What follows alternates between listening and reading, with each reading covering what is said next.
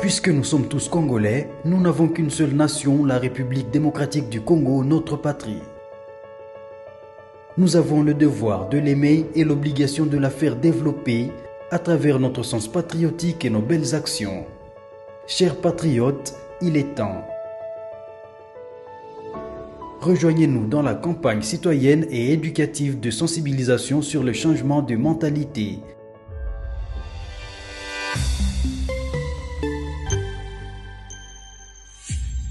Zala, bon citoyen. Le Congo, notre pays, mérite Makambo ezali koyela Congo lelo. À qui la faute na Makambo ezali kokomela mboka na biso lelo. Cette émission tokosala ngo bilingue parce que vous étiez très nombreux. Au lobby Delphin, pourquoi cette injustice? L'actualité elle est brûlante. Mais vous devez quand même appeler notre président, notre coordonnateur, Azali coordonnateur, et des politiciens, et des gens de la société civile, parce que le coordonnateur national de la société civile de la République démocratique du Congo. Il est aussi PCA quelque part, mais c'est quelqu'un qui se bat pour l'intérêt de tout le monde, et des petits peuples, et des dirigeants, et des dirigés. Il est ici avec nous. Monsieur Christopher Ngoy, une bibliothèque pour le Congo, la diaspora qui bengaye tout solo là. Mon mboka Christopher Ngoy, mbotena. Mbotendeko. Ba convoqué pas un peuple, ba le canabar parce que makambo ko lobezali ebele.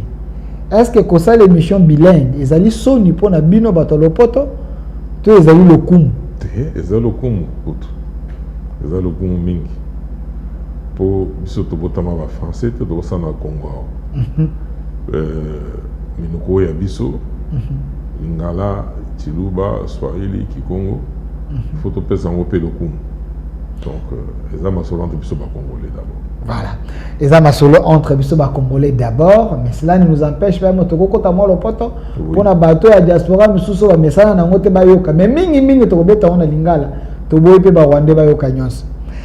mboka Christopher Ngoy, actualité zali abondante.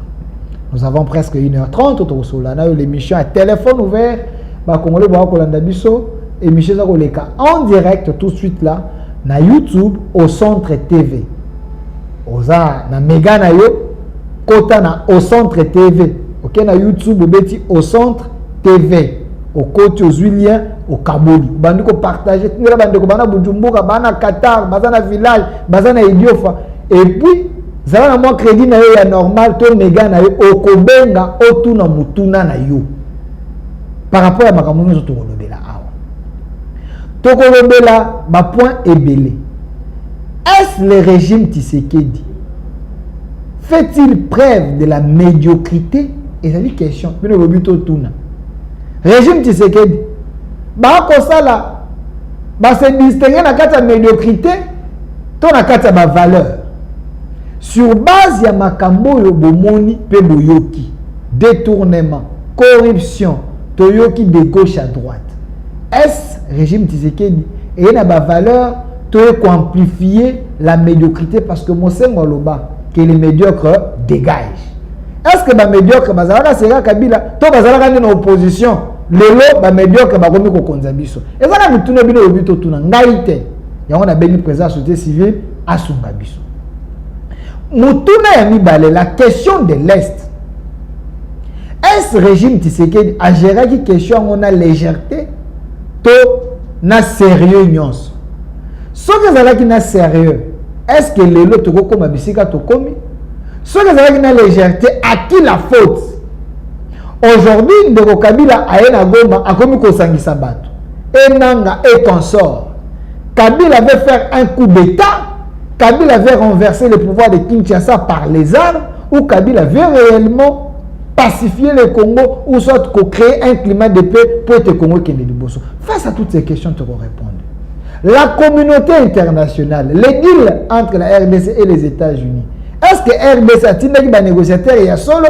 pour être tous gain de cause toi tu n'es pas commerçant pour bango pe bazwa part na bango eza mituna bolobi lisusu ndenge nini États-Unis akoki kosigner na RDC asigner suna Rwanda toteki ba minerais au nom de la paix ou bien comment bolandi ndeko Obasanjo asalaki ronde na ya akutani na ba opposant akutani na bato nyonso bolandi lisusu ancien président des États-Unis il y a Afrique du Sud voulais-je dire on peut abîmer ça ba sortie médiatique a ko critiquer pouvoir à Kinshasa. Face à la question de nyonso ndeto kosolola awa beaucoup benga beaucoup tout détournement Constant Mutamba ba seigneur ke de liboso justice a ke de kosamba asali nini ministre de justice ye moko atombe na kati ya mbeba ya justice ya solo tous acharnement Nicolas Kaza de sala ke émission balobi te propagation de faux bruit ya lobi te ezali propagation de faux bruit te bazali na ko panza mbongo ko kabola mbongo avant projet. Est-ce que c'est l'acharnement total? Face à toutes ces questions, tozuli bino mota, et azana ba réponse na ba question na bino azali awo. Yango yoko be motuna mituna. Sanga tuna nde mutuna. Mwana mboka Christopher Ngoy. Iyo. Ezalaka mukumba tango public exijaka yo oya ko répondre na ba question na ye, to ezalaka esengo ya koloba ete le public, les Congolais ont besoin de moi pour tenir au Canada pour éclairer. Bon, d'abord, ils ont Mukumba. Mukumba, ils ont dans mon salon de Sotopona. Il y a conseil de la peuple, dans mon thème à Moko. Il y a un des exceptions Mukumba. Ils ont toujours été syncopés. Ceux qui peuple, pas à se retrouver. Na mayo o pesa comme beyano la position zwaka parce que mingi maito le belaka peuple de osalemaka. Pourquoi? Parce que to tiaka maele nyonso pe bolukiloki pona koyeba eloko nini esengeli to pesa peuple parce que bisonde to guidaka peuple pour la kisenzela makambo kozala peuple azana mbara bisonde to mema mukumba wana koluka sikoyo esikani to kotinda peuple eloko ni to kosenga peuple asala to alanda mais peuple pe ceux qui alandi yango amonaka toujours que to tinda ki na nzela solo ya malamu yango nde tindaka sikoyo en retour bazana bosenga wana koluka to ya kolobela bango to ya ko partager makanisi to zanango Amaï Matali, ma question Songolo oyo sotiko Senghor. Merci. Moi, Namboka Christopher Ngozali, coordonnateur national de la société civile de la RDC. Mais avant la côte, la question nyonso soulevé awa. Mais bande ko ba bibinu moko société civile boza na bon mon côté, boza na lisangate, société civile est comme partagée. Société civile ya ba Katangé, société civile ya ba Mongo, société civile ya ba Luba, société civile ya ba opposant, société civile ndenge nini yo zali pour la société civile moi kotika bokabwani kabwani na kati ya société civile. Comment expliquer? Voilà. Société civile tolobaka kezali peuple organisé. Peuple lolenge a milengeli to alengeli komikamba. Komikamba d'abord en tant que mutu. Société civile azwaka to atiaka na liboso to na mutu na ye moto oza makela. Banda esika batiaka makanisi. Papa na mama bakutani to batiani litoi. Balobi basala libota babota bana to babota mwana esika wana société civile aja na kati.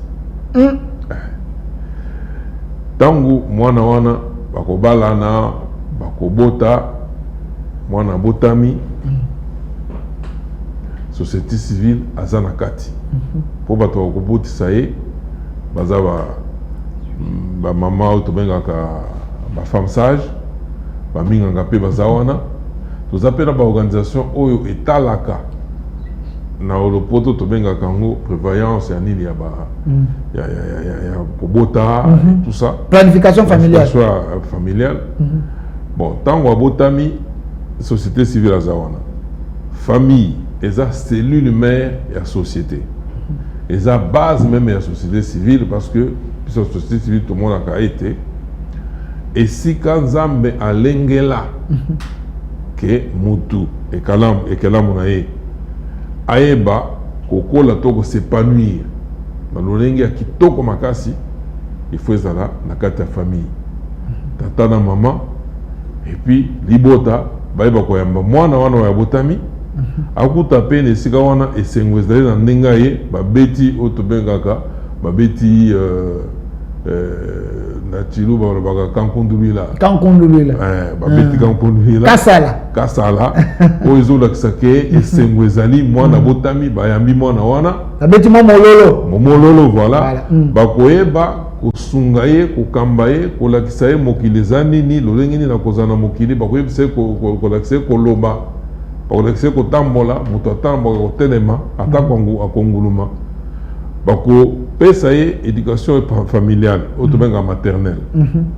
Après akokendela bitando l'état alengeli wazwa sikoyo éducation ya solosolo ayeba kotanga kokoma mpe kosolana baninga koyeba mokili mpe akoyekola mosala oyo ya kosala na kati ya mokili mpo esengeli azala mpe na kati ya société na tina asala mosala wana ntango akosala yango bakoyeba kolengela ete ekokoma ndeko oyo kokasuna makoki ya kosala mosala te akota na retraite ayeba akovanda ndenge nini atako epa na biso retraite mpenza esungaka mpenza te me mingi de famille omoni esika touti famille nde esalaka moto akoli soki abotaki te c'est un problème mais famille nde esungaka ye ekosunga ye lisungi wana ezala ya retraite ezala ya famille esengeli ezala lisusu ya malamu solosolo mpo esala ete moto azala na espérance de vie ya molai makasi ya kovanda na mokili oyo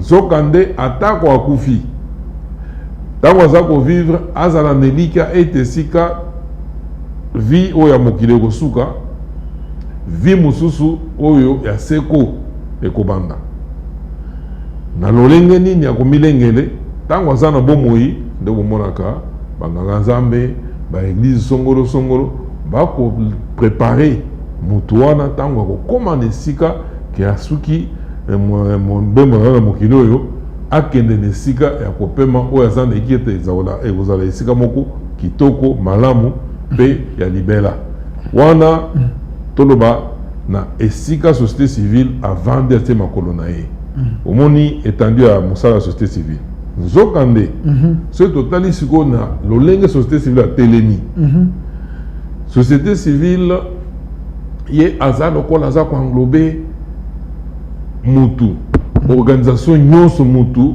aza na yango en commençant par l'état eza ekitani ya société civile l'état elingi koloba société civile au plus haut niveau d'organisation, c'est-à-dire na mobeko likonzi na mibeko mususu o ezolanda na ba institution. L'état musala na ye ezali kosunga mutu, kosunga peuple, kosunga oyo bangami souverain primaire. L'état eza ekelamu na volonté. La volonté ya souverain primaire po mutozana souveraineté ya yambo eza mutu. Mutu nzamba kela wana. Ina za souveraineté ya yambo. Na kolinga na ye na makanisi na ye na mabongisi na ye nde l'état pe na mitu na ye na kokanisa na ye nde l'état asalema. L'état tout le monde a été. Tout le monde a été sur ba institution. Ba institution wana basala yango po ezala équilibré pour na koyeba kokamba mutu wana malamu. Kozongi se bola mwazozela. Zokande ba institution wana mutu akambaka yango eza toujours ye moko mutu. Atinda kasuko ba tomo na ye na kata ba institution wana eleko na eleko ayebaka kopona bato ya monike bato yo ba mote bazana mayele bazana bwana bakota ba institution ya l'état bayeba kokamba l'état azala pena kolongono ayeba kozongisa bango bola mo bazozala yo to bengi développement bo bonheur. Donc société civile kolanda yo mateya opécia ezali plus réel. Ezali na ba société civile na casquette ebele a fonctionnaka. Ezali ba organisation ebele. Onyo sezo landa via mutu.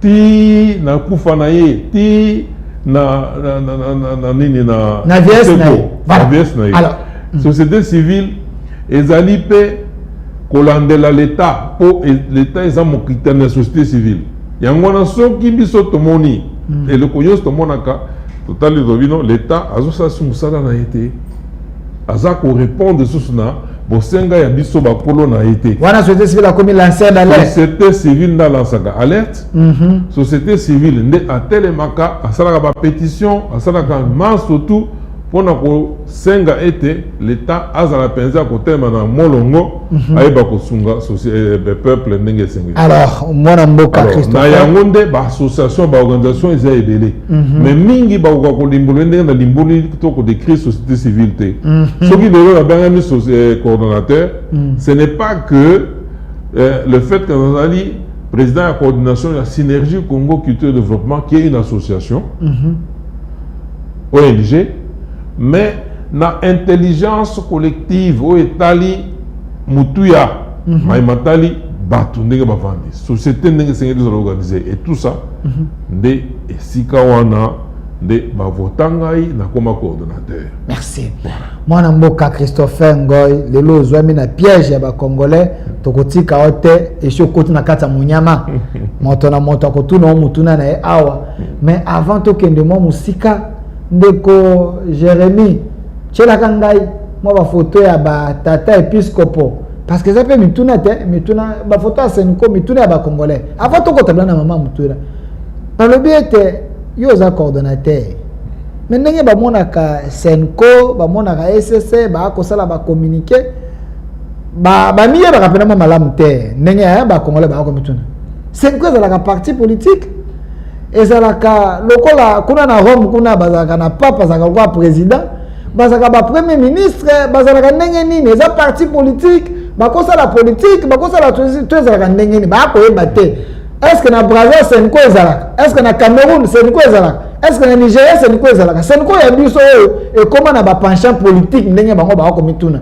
est-ce que yo est tant que coordonnateur Senko ya biso o tchaka mona liste ba société civile tout ça parti politique yango batete épiscope bazaki na présidence bacheli bango micro ba akolo bon Senko baza société civile na ezaleli na esi une asbel c'est eux sangisi ba papa épiscope ya Congo mobimba c'est une organisation baza pena objet na bango c'est-à-dire ma mission na bango wana yambo ya mibale politique oyo bangami politique ezali thématique moko ya ba thématique ya société civile. OK. Pourquoi? Parce que politique eli kolobani ni gestion tokokamba mboka. La gestion de la cité. La gestion de la cité. Banani ba okamba mboka ba yi cité ba yi mboka.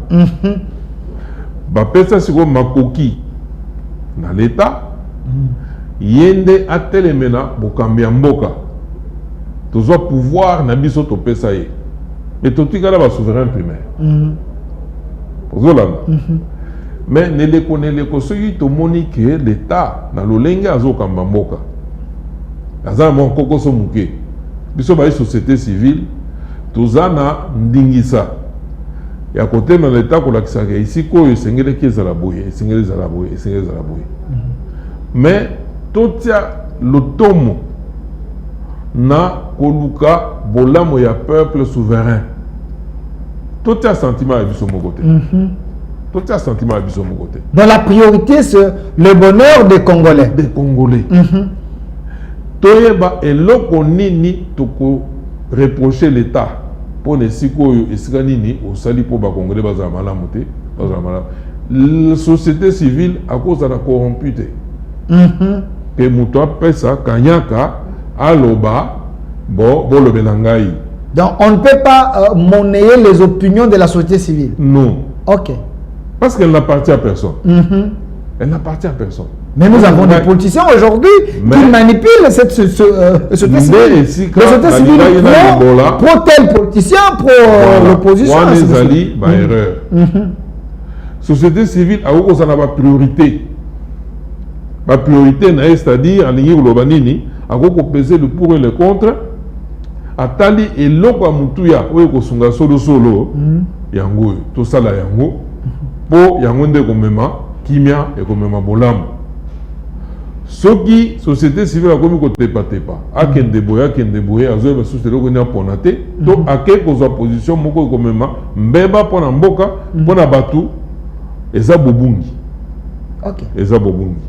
Alors na mai matali Senko pour lobby bazawana bazoloba bakotaka na politique bato bamituni est-ce que na Brazza Senko ezalaka te na Cameroun na Nigeria na Gabon ezalaka te bango kuna bazaka pe na basenko na bango to te po oya biso awa et comme on dirait parti politique ye pa na kota na ye soki ba sepelisi bango te bazwi ba position nde ba congolais ba ko mituna ba yeba société civile ya biso za kandeni Senko wana bakozala na nengo zoroba wana te bakota to bazala na batoyo bangonde batelemeli il faut bango bazala wana bangonde bakamba l'état non motaza makoki wana aza peuple seulement peuple mutususte souverain primaire nzokande bango pe bakambaka eteni ya population mais le ndenge bakambaka eteni ya population wana en tant que batata ya molimo et puis si bango ningisa te ya kovanda sans que bamonisa to basolola na population wana te population est bango ke likambo to sepeli nango te bokende koloba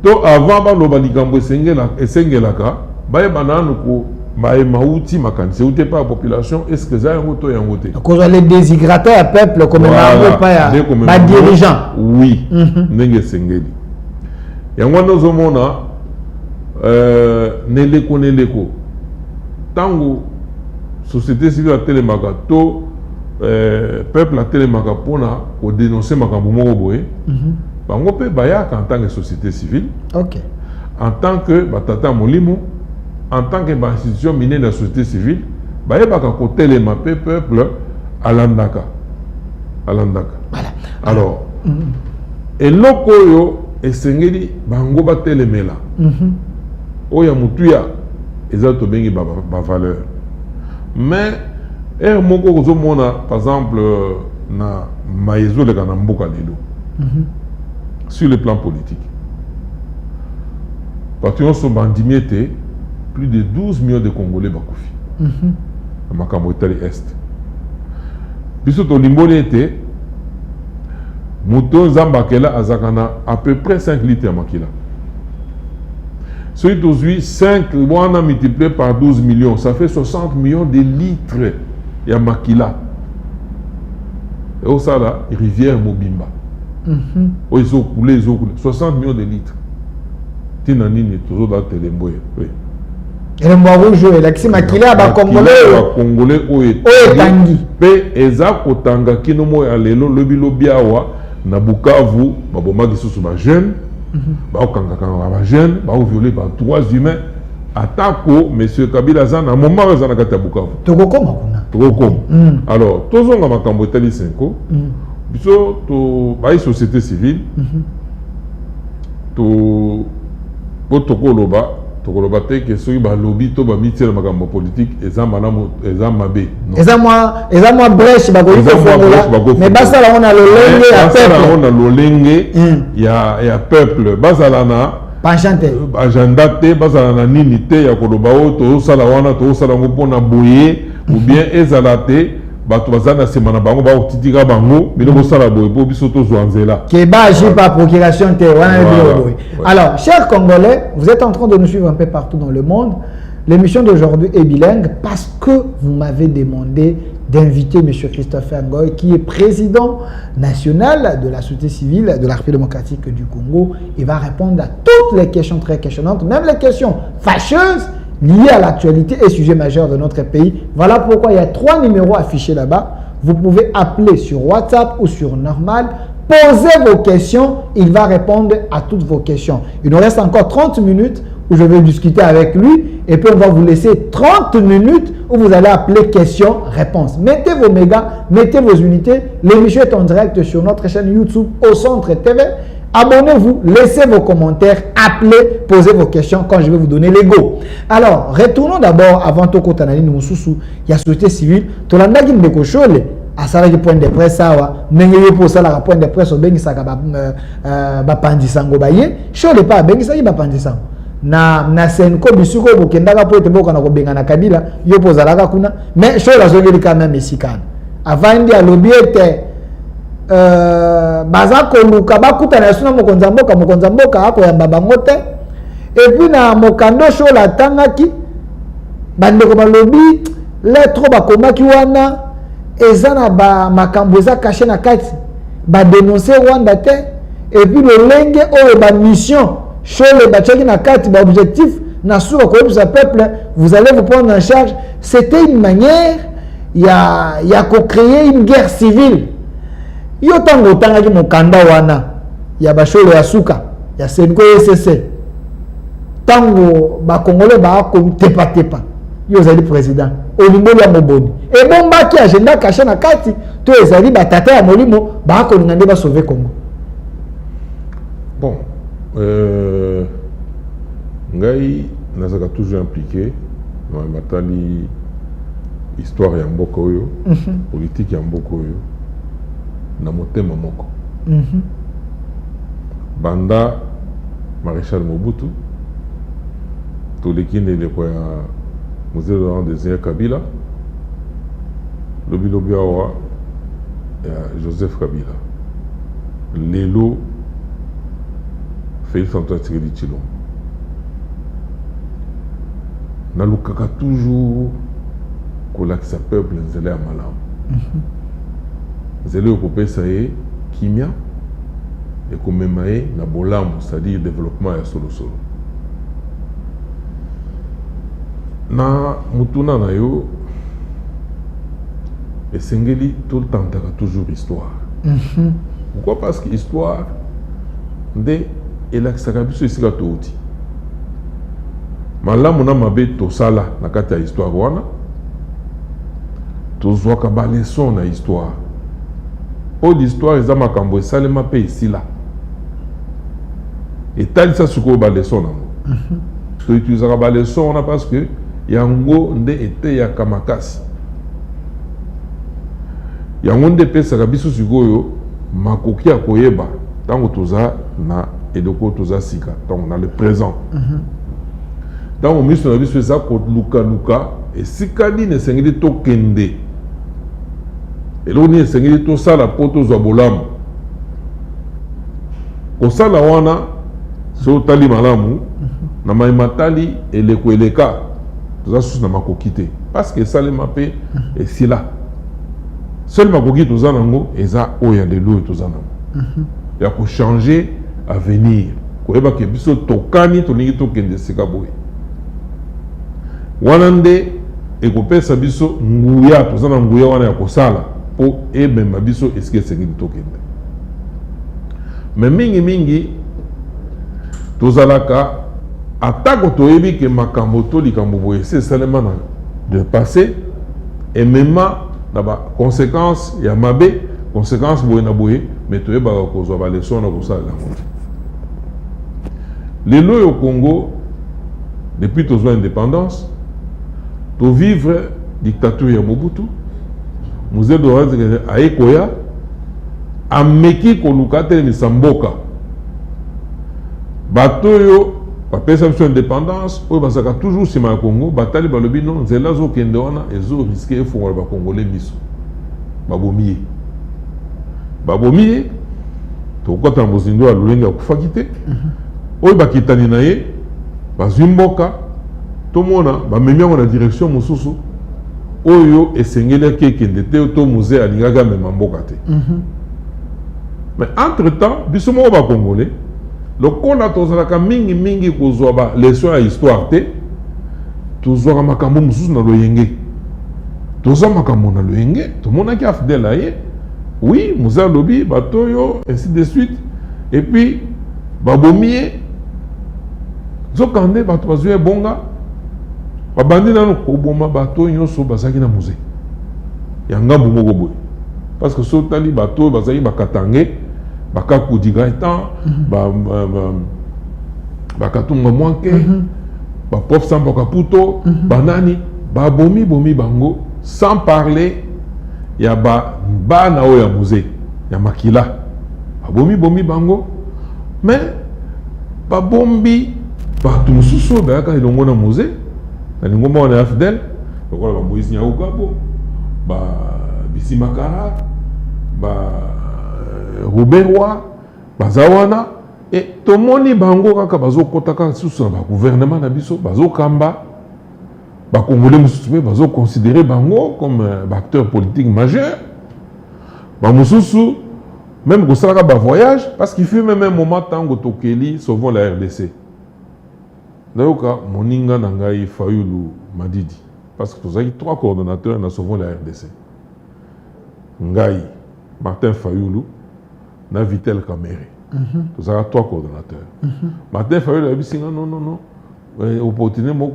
opportunité moko ezali awa tokende voyage moko na États-Unis nani akosupporter voyage wana o azaya Rouberwa aza pasteur eza rencontre moko boye ya makambo ya Nzambe et tout ça wana ndeko Fayulu mtayebisho Fayulu ayebisi tukelanga photo azaya na Fayulu ndeko Jérémie zala rapide natalaka na lobi mais mon cher ami oyebaka te ke bato ndenge baza boye omitunaka te bazana ba parti ya minene te bazalaka na nini te mais parce que retrouvaka toujours na bisika na kati ya gouvernement baza na position moko boye et tout ça wana yo o s'interroger naza koyebisa ndeko Fayulu ndeko omonaka te ke eza na makanisi to intelligence moko boye ezaka nsima wana oyo ekosalaka soki tosala attention te même biso na bavoyage wana bakoelimine biso alobi non eza makambo ya bareligion et puis tokokutana na badirigeur ya mokili bakozala wana et tout ça ngai nayebi se eloko wana eza une messe noire faut pas kokendela na babiloko wana bon ngai nakendaka te naboyaka nalobi no ngai nakokendela biloko wana te bato wana bazalaka toujours tantôt baopposant tantôt baboye mais na cc bazalaka toujours na Kabila donc hypocrite imposteur na moment oyo ndenge tozoloba boye ndenge Kabila mimonisi azwi leadership ya koma kuna tosokana mpona bango nyonso baza kuna tokokoma kuna c'est pour dire que question à Senko oui c'est vous même ça dans mon histoire le temps nous fait défaut c'est important parce que mambo le bezali ebele est-ce que na mokanda ya batate épiscope bakomaki ton à point de presse chaud la salaki avez-vous trouvé des choses ezalaki un peu moins louche koyoka position ya chaud parce que na kati wana bango bakondanaki Rwanda te kolanda mokanda na ndenge totangaki yango bango bakondana nde communauté internationale na kota la muzino mokanda wana sunga biso na koloba boye isengeli totosa quand même intelligence collective OK o esala ke bakongolais nyonso bandima ke tovanda na kati ya frontière moko tozala bana mboka moko tozala na ba institution na ba législature moko lelo yo toute élection tokende élection ya fin 2018 balobi non batricher basali boye na boye et tout ça mosusu balobi basali bakor toboyi te nzokande bakor wana eza ngai na yo lelo oyo ata toza balider politique toza na domaine privé nous ne pouvons pas nous substituer à l'État ni aux institutions étatiques même si nous avons animé l'institution on ne peut pas se substituer à l'institution. Mais si tu as tout accord dans Mopanzi, que n'engé zaboye, tout ça stratégie songolo pour tout comme un pouvoir, tout diriger, tout ça la boye, mais c'est une affaire privée. Mais na kati amboka na biso komona, bato bakende ko yoka na pembeni, tendance à ba intellectuel na biso bato mayele, balingaka ba imposer biso peuple que loko wana ekomi, pour la une décision. Non, seule décision où le peuple a koko ndima. Kaka oye moko peuple asala to atia pas les accords privés entre les individus à travers les élections à travers c'est le seul mais au komona lingomba batu batelemi balumino ndenge l'état ezawana atako muto azaki élu azoko bana pouvoir mandat na ya liboso esilaki soki ezaki pouvoir ya koyokana to ya bwena OK, bazoki saki bakate na mesa. Tout qu'un déçu une élection. Quoi ça makasi aleka. Mais Moussous Bakimaki, même pour ça l'élection, le cas de Kabila. À lobby, pour s'enrôler, pour tout, pour ça l'élection. Il y a le bagage, il y a des simulacres élection, il y a des élections. Se présenter pour tout. Il y a des constitution. Bon, il est libre. À Boya. Moussous, une élection. Mais il y a un cahier de charges. Le lobby, Tolingi, tant qu'on va ça là, résultat, on ça bureau par bureau, pendant qu'on va être tricherie, ainsi de suite. C'est né en numéro. Attaque au Mikakatanu, Ike Ezalaki. Parce que l'élection attaque dans Mokili, attaque États-Unis, n'est pas ça la Gawana, toujours, bon, Sozo, mais Kakatanu Zangakate. Mais, au Robake, élection on a, et parce que Mikakatanu Ezalaki, Tokoyi, ce qu'on considérait en côté, attaque au Mokili Mobimba, c'est-à-dire, le gouvernement de Mokili Mobimba, les États-Unis, tant à reconnaître que oui, l'élection est salémi, de reconnaître le pouvoir, de reconnaître le président. Bon, l'ambassadeur na Bango, il y a bisope, Bazakuna, ma solo zanango bien. Mais quand on a kati ya Congo, on a dingo momoko ya batelemi, balobite, ndenge élection est salémaki, biso to sepa ki nangote, ndenge makambo moko eza okambama bon bakor moko ezalaki esengelaki ezala boye esengelaki ezala boye batelemi ils sont libres mais koluka kozongisa l'état sima koloba ke processus démocratique tozana yango ba législature oyo ekomami na constitution na biso oyo biso ba congolais tozolanda totelemisa yango to bandela susu à zéro, c'est-à-dire tout ce que tu vas dans la mesa, maso population salaki élection na tout na mai, tu vas vendre la mesa, ya ngonde ko salake, mboke etala etelema etambola, mais tout ça na ngombala na mala. Ba San City, na ba dialogue na senko kuna tokenda. Yango etela ko changer le kwata mokote. Alors, na mukando ba komaki. Départ na base na mukanda wana, na zo monake, et ça d'abord en tort, c'est-à-dire kobima na mai constitution ça faut prévoir. Nous ne sommes pas dans l'éco oyo sali que le président a sous mandaté, a sous légitimité. Kabila biso tango tozali ko senga ke akende. 2016. Banda 2006. Totikai. Pourquoi? Parce que quelle que soit la façon l'élection est faite, azaki mal élu, Totiki a gouverné. Toi taka kanani Seni. Tolobi Ngoye Mulunda après Oyo Malumalo a salé en 2006. Yo tokanisa ki on améliorer. Comme on améliorer té. On vendre sous place wana té. Tonyata y pétition. Tout ça la pétition je ne sais plus combien de milliers de voix. Oyo zalaka na tête ya pétition. Oui. Tu obenganisa mokonza Seni. Alongwa. Alongwa totia pression ti na parlement ti balongola ye. Mais chaque fois que tu sali musala wana biso peuple. Tant que kokoma ke babisa mutu ya solo solo okamba Seni wana. Okomona oh non kuwana e utaka mingi na batu ya PPRD. Omona basangani oh non batie ba piège, il faut ba confession religieuse. Ne baza plus crédible. Mingi za makana catholique on dirait. Yoka. Mboka esengeli ba congolais bayeba. Parce que biso tango tolomba longoni Ngoye Mulunda. OK? Pas benga biso na batu ya parlement à l'époque. Parlement zaiki ko kambama na ndekobe binako. Commission PRJ ba approcher biso ba le bino toni to pesa bino Seni pour gérer.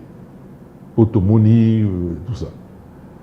Kasi voilà que ça biso nanu ndenge nini bolingi bo gérer Seni yango. Tout ça la même oyo zo la ça comment transparence et gozala. Nan ndenge il y aura une plénière et puis un bureau responsable devant la plénière. Plénière on est aux représentatifs et à entité nyonso décentralisé. Tout ça la mosala nyonso na tozo kopesa bango. Bango ba pesi biso condition ba lobi voilà. To kopesa bino Seni mbongo ekozala, maso ekozala. Mais bo banda kosala été bisonde hein biso bato ya majorité présidentielle. Tous a toujours majoritaire. Nakata Seni. Ezala na Seni, ezala na ba assemblée nyonso, en commençant par l'Assemblée nationale, qui va l'Assemblée provinciale nyonso wana, bango esengeli bazala majoritaire, ainsi de suite. Surtout tout ni bango mais. Surtout transparence. Bino bokozala siko majoritaire ndenge parce que peuple nda ko voter. Parce que ça vient de imposer majoritaire. Wana eta bino te stratégie oyo komemake biso tozala nini biso nde to bando sala yango. Wana ndeko bina kuna batu naye. Majorité présidentielle. Bino bokozala kaka pona ko sala eke kendela ndenge wana. Biso to yeba yiko boya. To bayi to ko sala eloko wana na mukongo ya peuple. To ko sala eloko wana te. Benga na nyalunya. Lokola bomoi bomona bamususu bakozwa. OK. Nde basala réunion moko na palais du peuple. Obemina kwa bengisi réunion wana. Aye ko sangisa siko société civile mobimba. Na ba tebeli bazaki to sangani na bi to lobi non. Société civile zaka plus rien. To kende. To koma kuna ba poignon so to exijaka. Mususu batie pembeni, mususu batie na nini. Ya liboso balobi oui. Seni aux en plénière, bureau aux en plénière, et puis na kati ya bureau wana eza ba membre ya plénière, eza ba membre ya bureau ba vous appelle ba membre ya plénière. Comme to senga ki eza dans la représentation à entité nyonso décentralisée, ba province est représentée, ba lobby c'est ainsi que bon monaka batie bureau ezaka soki na 5 ou 7 membres. Bon Bazu sous ndamou mususu batie et commis 12 ou 13, ça fait la plénière. Mais ba membre ya bureau baza ba membre en même temps ya plénière, baza ba juger parti et tout ça, ba imposer le coin. Et puis ba yebi biso non ndenge millions so bovande awa, bon to yebi que ba toza plus crédible et ainsi de suite, ce sont les confessions religieuses. Donc président Seni a gouverné la confession religieuse. Donc ba écarter biso. La confession religieuse et tout ça. Tu as quand vous la confession religieuse. Peut-être que la mission de l'Okoto comme Mango et Kosel Samboka. Mais pas comprendre, le but non, c'est une. Donc, si je comprends, la confession religieuse, Bandimara, la bango Nilo, Bamina, Balobara, que ceux qui battent Motogona, Bangonde, la majorité. Alors, moi, Dilouana et Banda déjà n'est pas quoi. Donc, la catholique, Bazali, complice à Mambébélé, Bandakala. Nazolo bateke na lobi be ba confession religieuse. Kasi on habite peuple pas ko yoka. Ba confession religieuse. Soki balingaki que transparence eza na Seni. Ne batikela biso le quoi. Merci. Transparence elingeza. Mais ba mema to mona ba yeko bimisa malumalu. To lobi akovanda wana te. Malumalu catholique.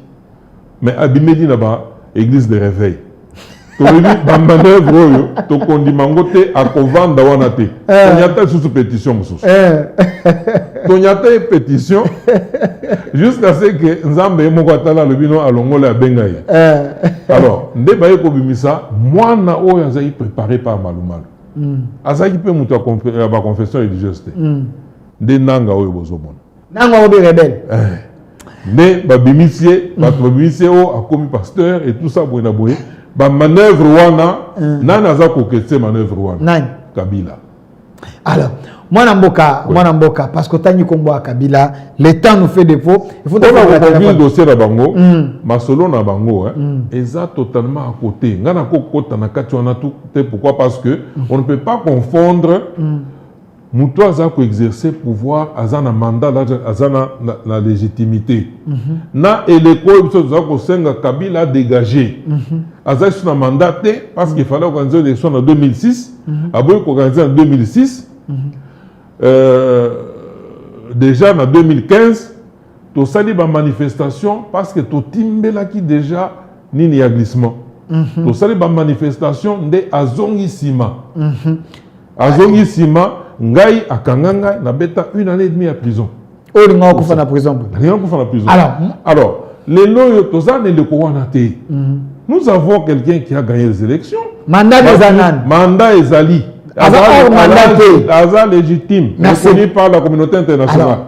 Basole akoya koloba na mutu wana keno. Dialogue tovanda okabula pouvoir et tout ça. Wana biso tozoka moyango. Alors, merci. Peuple akoya kolanda masolo wana. Merci mon amboka Christopher Ngoy. ozaka mambolo bebele même tout na petit kale belé na boy peuple sidika oh otikela ketalo babilo to muke alors parce que to comme na époque ya nanga nenge minoko lobaki soki bino boboyi bokomona mutakozwa oui malumalo abimi ba catholique ba telemi soki bi babomaki na ndenge mulili so bende to yebite ayeko kufa nanga abimi tango nanga abimi obike mwana ya Kabila mais naza tenté à croire yo parce que moto yo azaki na tête ya Seni aza moto moko boye oyo aza ko représenter branche armée te branche nini te moto akimia moto asembo amabato na isiko esengeli mais nanga lelo asimbi mandoki Kabila asimbaka mandoki bo pesa nga photo ya Goma Kabila bazana nanga bolukela nga yango ezali wana na ba Nyaugabo baza mo ebele wana na bato ba M23 ba bisimwa je les ai vus à Goma autour de Kabila au milieu leur chef Bako Solola mona mboka est-ce que Congo oyo ezalaki dirigé entre les mains des étrangers ba étrangers wana ba ki kosala commerce na bango na Congo tuer des Congolais ne pas permettre que ba Congolais ba kona kotombola moto soki omoni Kabila na bateau wana nyonso tu te dis Kabila c'est un Congolais ou Kabila est un Rwandais. Quelle est l'idée que tu te fais présentement? Kabila avec les agresseurs, Kabila maître des agresseurs, yo moto société civile au bandi bon. Ngai natikala ko landa Kabila de très près. Olobi? Natikala ko landa de près. Vous savez qu'on landa là de près. Koyeba e malama la. Atie le colo surtout tout. Atie le colo tout. Atie tu vas couper ces distances. Bangoye. Voilà. Bangoye. Alors bateau yo ndenge ozomona bango wana ils n'ont rien à voir na Congo. Olobi? Bazana eloko ata moko na Congo. Babi on sera pas congolais. Bazwaka Congo lokola COP. Lokola COP. Bon. Baya ndenge baya wana na Afdel, Moussa Saliboy, babomiye. Bazui masolo. Babeti 18 ans. Na ba projet ya Lokuta. Balobi 5 chantiers. 5 chantiers, on a sorti le budget à 5 chantiers. Mais nous avons dit que et si quelqu'un a, parce que nous avons dit que nous avons dit que nous avons dit que nous avons société à l'étranger. Nous avons dit modernité. Révolution de la modernité. La modernité. Budget à Mounene. Beta Yango et l'eau à mon côté. Alors, les loyaux, batoyo, tangu mwana ya Etienne Tshisekedi wa Mulumba. Président ya UDPS. A vu pouvoir. Budget 5 chantiers qui 1 milliard, 345 milliards de dollars. 1,345 milliards de dollars. Voilà. Destiné aux 5 chantiers. So talibien, ne le koana, budget n'a pas comme même la 4 milliards. C'est-à-dire c'était un quart ya budget. Voilà 5 chantiers. Et Kenda. Et puis budget n'a pas comme maintenir on a 4 milliards wana. Pourquoi? Parce que il fallait ba bomba mais sur le belé où ils ont émergé dans le budget. Okay. À l'époque, ce que vous savez qu'on privatiser l'État. C'est-à-dire que l'État est comme le privé. Ok. Où il y a bango baza se servir. Bazui moi monsieur le mikende batali ici que voilà monsieur l'État yango. Pour ça la traçabilité. Pour ça la traçabilité. Pour ça on a un budget comme la bolande ba na budget part. Attends professeur Luzolobambi. Luzolobambi mais à peu près 15 milliards. Yango ba longola mbango. Mbango. Abika yikoto. Il y a à peu près 15 milliards. Oui, donc c'était ça la vérité. Okay.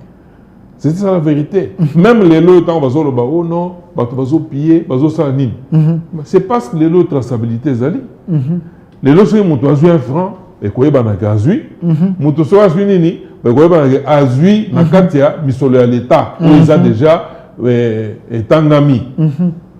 Mais, ne le konabango. Parce que quand on a un budget, et qu'on a 4 milliards. Donc, vous se contentez quand on a 4 milliards, vous savez que c'est l'État. Nous avons une liste de détournement sous le régime Kabila. Les alliés belé. Les alliés sont à 49 points. Wana et Zandambu. J'en ai dit. Oyo et les cas. Les alliés tout, les cas na ba ninité, na budgété, ils ont belé, c'est énorme. Ils ont mis ça, M. Kabila, Azana, des centaines, autant nini Papers, que c'est quoi encore? Panama Papers. Panama Papers. Pourtant, au monde, Azana va société belée. Tout simplement, pendant 18 ans, à maintenir Bissot, na 4 milliards à budget. Mais budget, comment on a 16 milliards, c'est-à-dire 12 milliards, to 15 euros, le bambi à l'obaki, et ça qui argent des poches naïe. Ah, ok, na poche à battre. Oui. Mais na 4 milliards, on a payé, basaï pe na ba carte visa. Ce que ça na photo là, 4 milliards, on a payé. Ce que ça na photo là, on a moni qui kayabini karubi. Na 4 milliards, on a payé. Attaque aux Zambouké, ou est-ce que vous avez mis banso, na 4 on a bazar qu'on détourner les sous. Nde o kenda babu kangalonzo et sanda banini na 4 milliards wana. Nde o ezali ba ton sous bazar na ba carte Visa de visa oyo. Ndeko kikaya waza kuna na sima kuna. Alaye na carte wana. Oui oui. Tant ba botole akia comme opposant. Carte wana c'est-à-dire azana makoki. Ya ko tirer mbongo balamo na trésor public. Directement la banque centrale, pap, ils ont na poche na. Wana bato. Bato. Soda ko zo 80 000 francs sans aucun papier. Avant Niboye, allié na batunaye, tout ça, tout ça, il y a son mandat de la banque centrale directement dans la poche naïe à liquider. Aucun papier. Dans le système. Ndeko etindaka Cardinal Mosengo Aloba que le médiocre dégage. Dégage. Siko Kabila wana goma. Critère à son. Siko awa na goma na batunaye na moni nyaungabo yana na sim. Na mandat passé azalaki député national. Il y a un parti nini. Azalaki député national. Tango bazui ndingisa kolobete batonyo se bazana ba groupe armé. Bakoyi ko yasu na brassage et mixage té. Ya zoka maloba lobi bokolo babongo té boko fistre bango. Ndeko mboso alobete ko simba lisusu té na moni tata wa zongeli rébellion. Finalement on ne comprend pas, ces gens étaient avec nous ici au Parlement. Quand on a mandat de séquelles l'année passée, azalaki kuna lelo a commis rebelle. Bango autour ya Kabila. Les rebelles autour ya Kabila qui fut un ancien président. Comment expliquer? Voilà, explication est liée au configuration là. Bamususu kutu bazate. Yo wana liboso bato bana simane ba kolanda. Bamususu bazate ba bizimaka. Bazate toujours nzinga nzinga. Bazate nzinga nzinga ba bolo na caméra. Ba Ruberwa bazate nzinga nzinga. Ba biko bima. C'est pour dire que bande wana, c'est une bande. Et se reconstituer. OK. Pourquoi? Parce que bamoni ke moto peli. Moto peli na moment oyo et sengeli va se reconstituer. Ba meka ko sangisa ba force pour comment ils peuvent arriver à s'imposer des sous, à se défendre, à se réorganiser. C'est ça l'objectif. Nous avons regardé. C'est Tamboul. Ok. Nous avons dans le plateau. Nous avons dit nous avons signé. Il y a États-Unis. Nous avons évolué, madame. Nous avons dit qu'on a plateau. Mukebaya, c'est là qu'on a Nathalie débat de ça sur la Mike Mukebaya oui ça qui est à la côté Congo a dénoncé agresseur a dénoncé qui pété a dénoncé qui pété ni projet pas y a côté voilà nalina lo baboy comme azab ça na ko makambo na été mais prochainement benga biso na makambo web sapé parce que la monaki a commis non aliengai. Oh, voilà, vous donnez un tambola qui allié Christophe. Ngana yamba est en prison. Mutote un contact pour comme même là bakatumbi wana. Na zone bango devant télévision place Azayoka. Zanga. Oh, yo muto sala ke Mike Mukeba. Aza dépassé azo 600 000 ya pastis buto mobimba pop. Jour moko sengangai. Est-ce que au côté en contact avec Jean-Claude Mouyambo, qui était un ami, toi vous partagez. Lui n'approchait pas Mouyambo. Ngande nakenda na ebisi Mouyambo. Yé aniya solana yo aeba so comme appelle quelque chose article sur yo ainsi de suite et tout ça. Ok, na memié la chambre ya Mouyambo.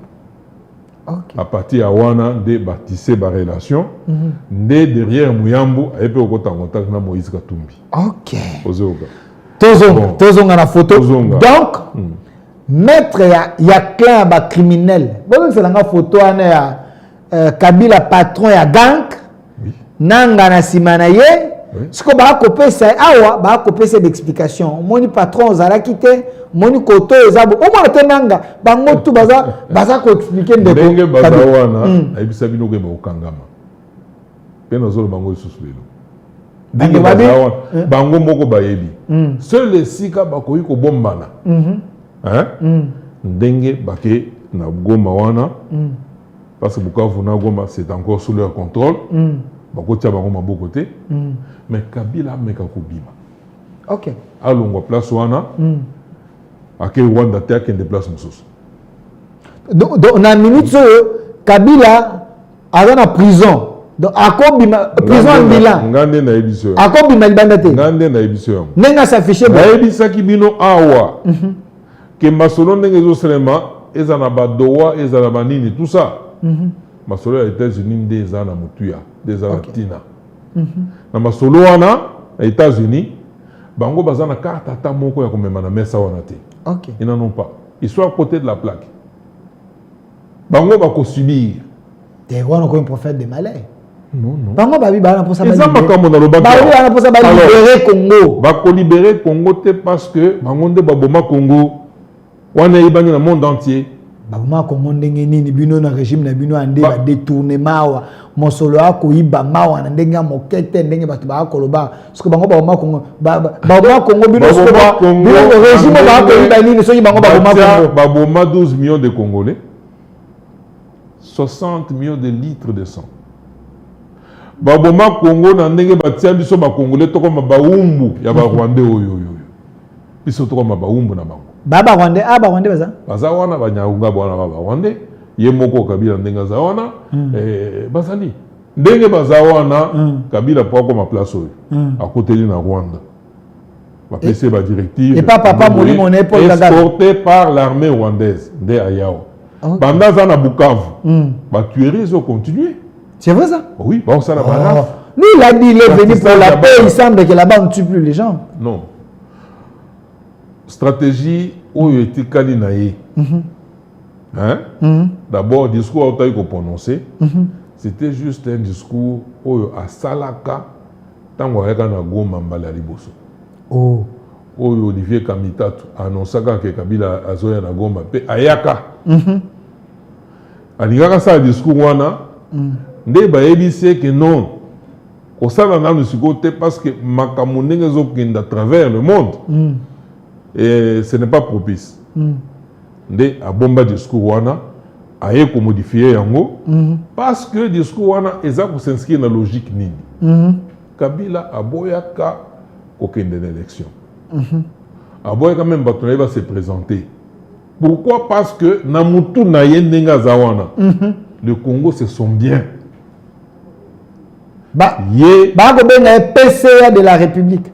Yende eza bien na ye. Yena Kagame, c'est leur bien, le Congo, et ça va bien à Bango. Alors, ce qui Moutoyo a gérer Congo, il fallait gérer Congo par procuration. C'est moi dit ça juste pour tromper l'opinion, c'est-à-dire qu'on tromper le peuple. À chauffer chaise. Pour tromper, à chauffer chaise, mais ils ont bien à Bango. Et que bakoki ko zongela to bakotika ko contrôler yango à tout moment comme ils entendent. Mais le col a masolo changé. Le col a déboulonnement. Et salemi de balobi babimisi sugoyo kanda oyo sozali nango de bimisango libanda batie bananga oyo azali na seni. Pour montrer que démocratie, ça n'a jamais été leur apanage. Pour montrer que Nanga place à côté de la Seigneur, c'était juste pour jouer un rôle en tant que marionnette. Et que tant que Bayebisi notre zonga, ce qu'on a cop na bisonde, bazongeli, bazui manduki et tout ça, sont des criminels. Une bande de criminels. Obeni Bakabila, Bananga. Une bande de criminels. Oui. Oh, mais.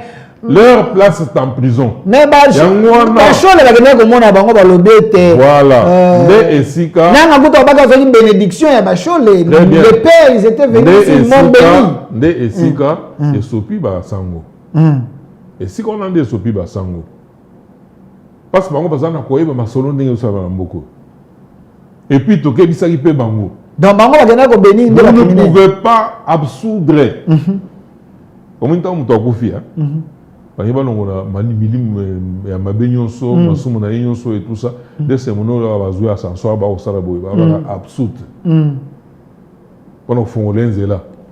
Vous ne pouvez pas absoudre. Mabe ko bomatu batyo sona basali bino boki ko absoudre yango. Soto kondi mango te yango na tuzola telo koyo. To kolongola kango kaka so bakangi batoyo. Et puis bako kangama. Na masolo ndenge zoya na yebisa bino. Na États-Unis bako zala na mesa te. Seule carte il sauver bango, carte on appelle baboyi yango. On a travaillé, on a pesé tout notre poids. Pour va tiens au paiement. Carte ya basenko wana. OK. Pourquoi? Parce qu'il y a un gouvernement établi. On va y dialogue interne. Et où tawapi? Merci. Moi Namboka, mitune zele belé ba congolais ba ko tuna to kota na dossier ba mutamba et autres là, ba détournement wana to robete maso na ngometo fongola na téléphone pour na bandeko ba ko tala biso na mikili ya poto partout ba ko landa biso.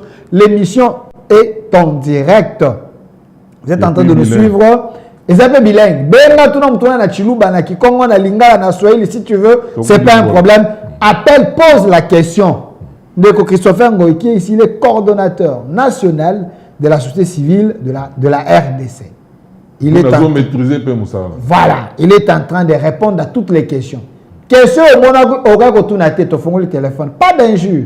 Appelez, posez la question, il va vous répondre. Même voilà. Le numéro est affiché au bengi na WhatsApp, au bengi na normal. Tout au commis message non dengue boako koma. Ah, je vais lire toutes vos questions sur YouTube. Au Centre TV, l'émission est déjà là. Au Centre TV, prenez les liens, partagez. Voilà. Vous pouvez appeler, mais ne bipez pas, appelez directement Toko Yambayo en direct. Na fongo déjà votre téléphone à biso. Prochainement, ba émission à boye, boye totie ba unité. OK. Pour même mutozana ba unité parce que muto ko la faucher. Muto ko la place moko maya ko benga ezate. Ninga pour poser question. To s'organiser muto abipé to bengi. Merci. Merci. Alors, autant de questions. Merci. Je vois ici salut monsieur Delphin.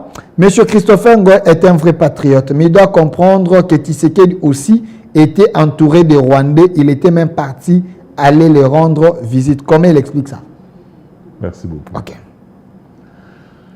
Na façon, Tshisekedi fils. Parce que Bango va dire pourquoi Tshisekedi père. En tout cas, vous avez pouvoir. Parce que Zalaki, Nzube était le mélier. OK. Ozoka.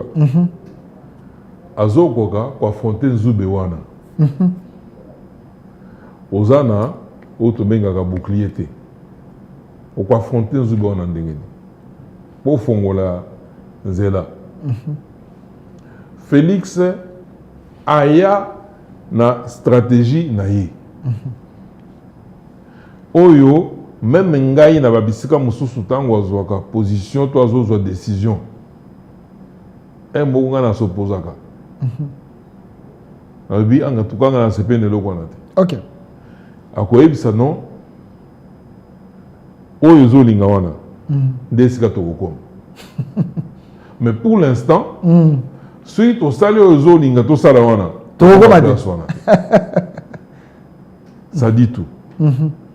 Soki na Kisasa wa Félix azwaki nanu profil bate. Ya kofongolela patwana ma boko kolobano biso on peut composer, vous êtes des frères et tout ça parce que ndeko wana Rwanda bazalaki bana bazo mema boye, c'était la prunelle des yeux aux États-Unis koloba. Prunelle donc Boumali sona bango. C'est-à-dire au simbi bango bakotuna kutu te soko za na raison te bako frapper yo. Il a fallu kolobake bisona bango hein tout ça un problème te.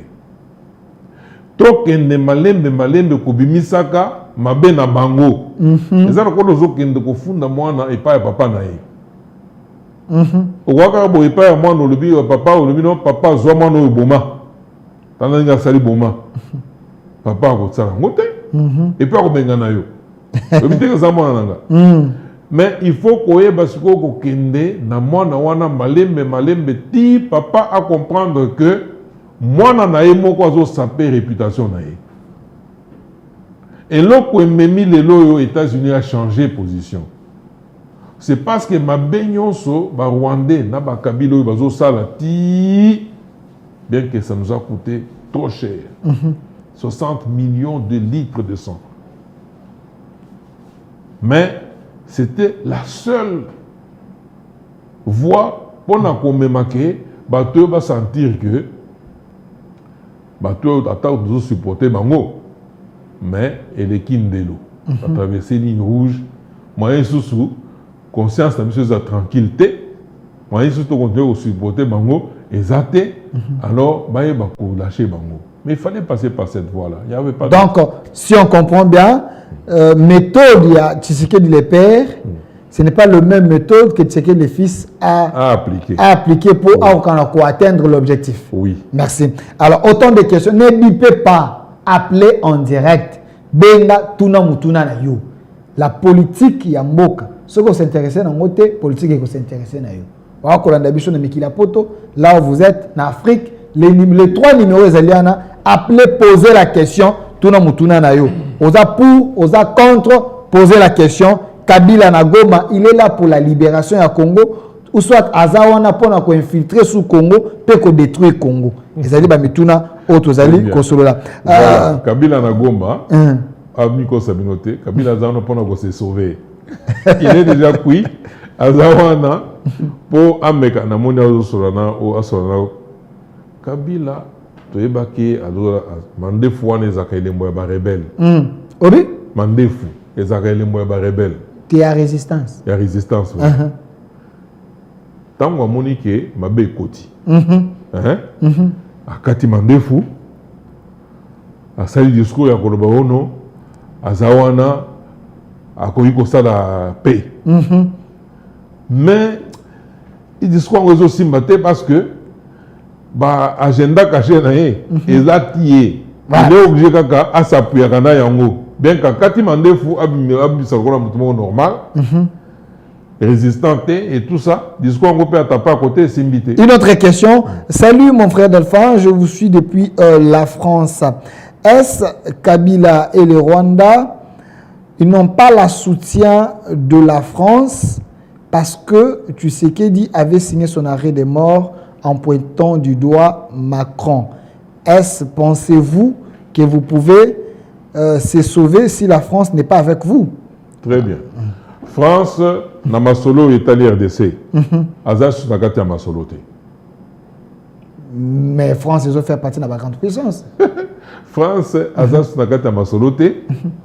Même ndenge masolo ko sama na États-Unis wana. France a vendre dans la mesa wana te. Soit que kuna ozana kati ya ba invité bato ba koya po batala.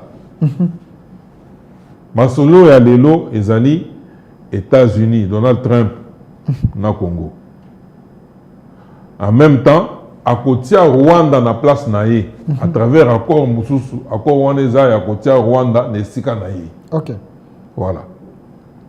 Parce que États-Unis a besoin de Congo maintenant là.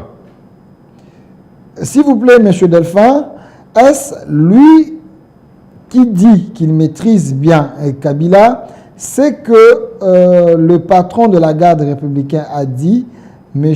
Ephraim, que Kabila n'a jamais formé l'armée congolaise. Est-ce qu'il a dit vrai ou l'armée est devenue politisée? Il a dit vrai. Kabila banda formation ya garde républicaine. Garde républicaine, musée à Kelaki Yango, pour contrer menace ya Rwandais.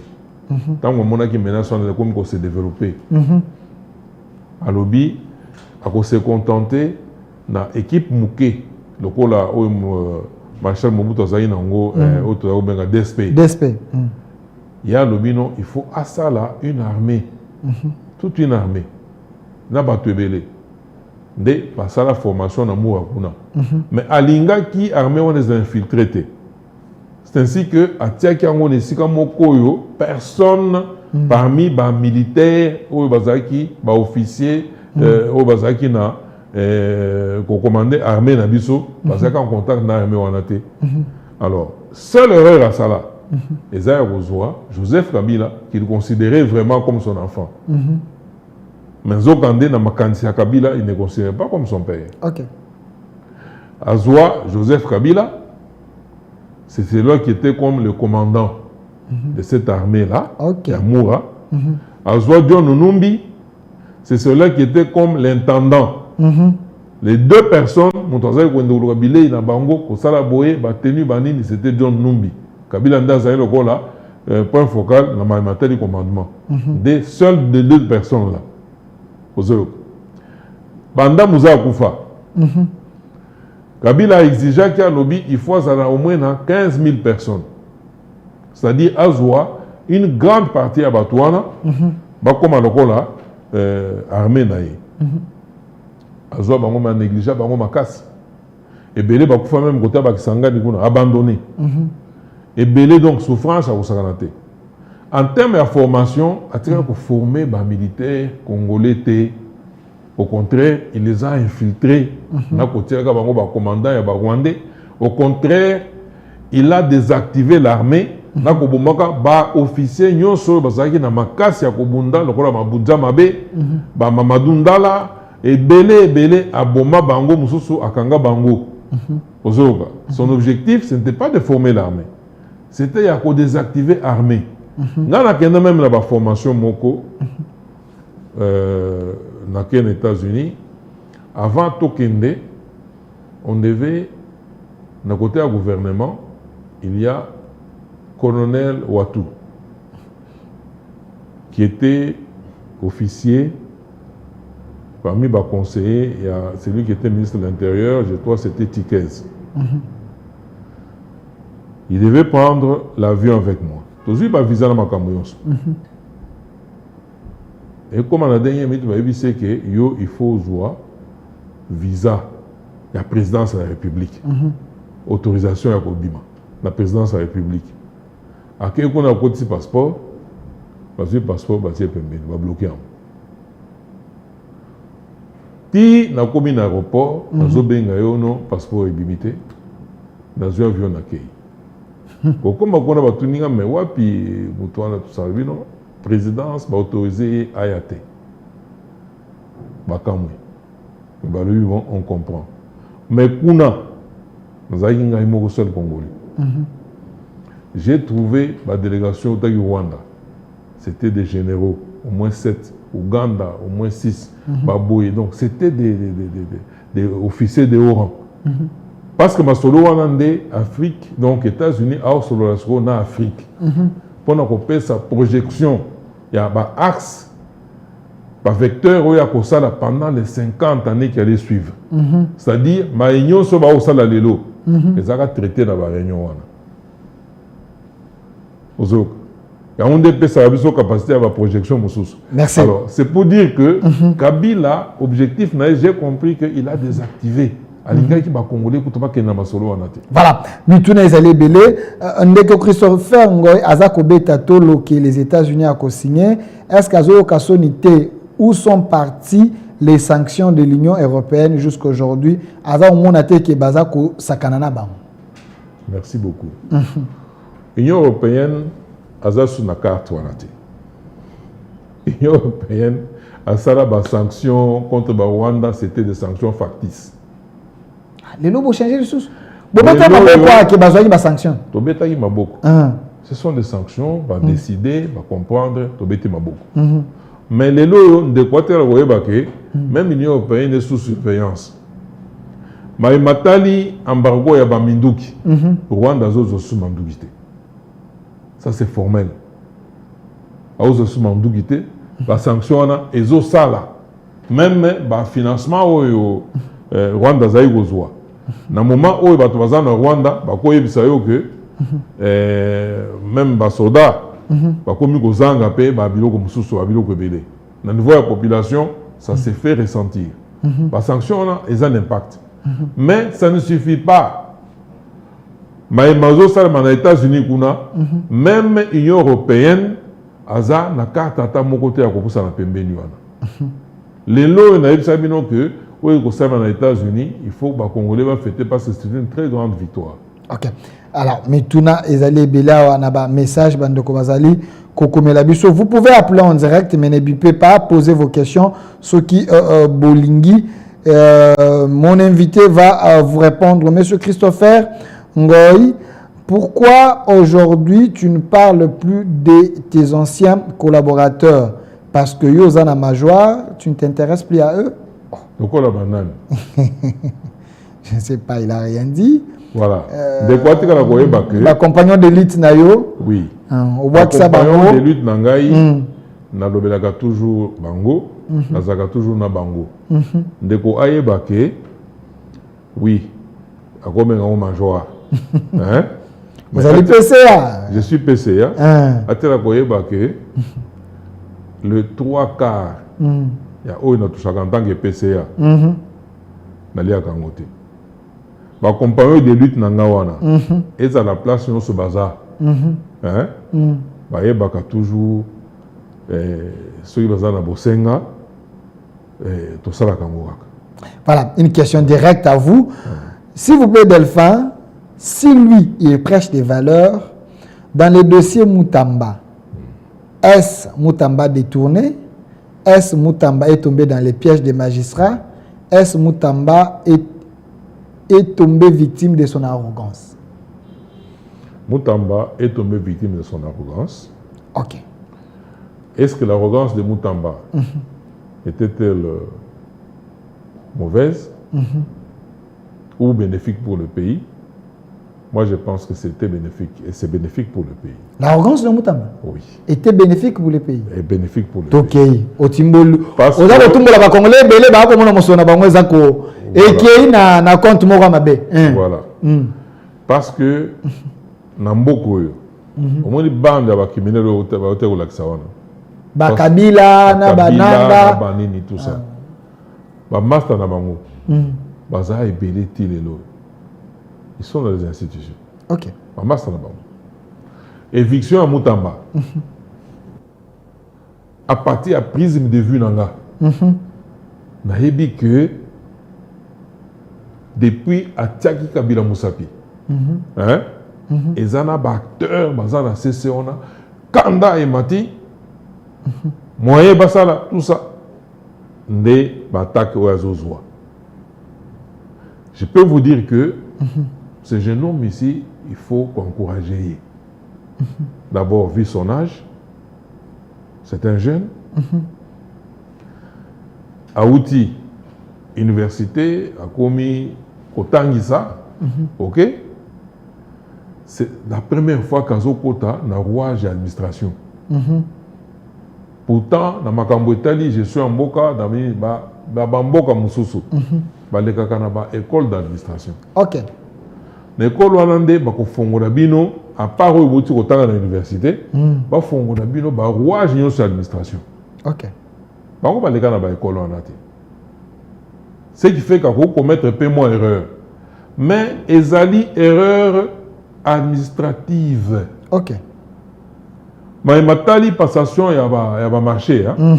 On est sur un processus administratif. Où ils appellent et tout le monde administrativement.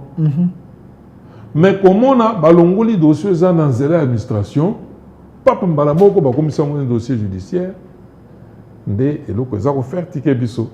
Mais tant que moi je peux vous dire tango moto a payé cette autorisation spéciale à lobby à subir pression et menace et un ministre.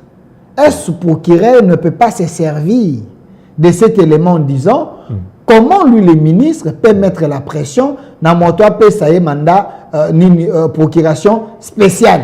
Et puis des deux, selon les éléments, tu as dit rapport à la commission, mon solaire, il y a un compte, il y a une entreprise où il y a un marché. Il faut les 30%, il y a l'administration au travers de Kibasa. Il faut les 30%. Les ministres, les qui 30%, comme il y a 60%. Et là, comme choix à société selon commission, société du marché, ça a des travailleurs. Est-ce que vous ne pensez pas que c'est des éléments quand même que les procureurs est-ce qu'il y a l'acharnement na mituno pour que il faut tout na pas yeba il est cas qui ndengeni. Il y a ça même. Au monde n'est avant libo. Azapé c'est na congolaise de voie maritime. Congolaise de voie maritime, il faut président Fachi a intervenir pour tous les matériels de base, la production de base et la drague. Intervenant à tous drague na intervention ya FPI. Les lots il faut tous ma drague mususu. Na muke oyonga na ebi. Na loba qu'il faut tout ça l'appel d'offres. OK. La société belé et to présenter, to vérifier, nana zana makoki ya kosala to passer marché kuna. Mais baninga mususu batali balobi non comme toza pressé to koyi pe kopesa marché na moto yo marché de gré à gré associé de gré à gré. So to lobaki marché de gré à gré ezala ba contrainte makasi. Il faut to visiter nanu société on to ba ya solo est-ce que ba ko sala musalo so to pese yango. Il faut. Alors Hermoko, n'a pas ministère, oh non, il faut ils allaient de gré à gré et tout ça.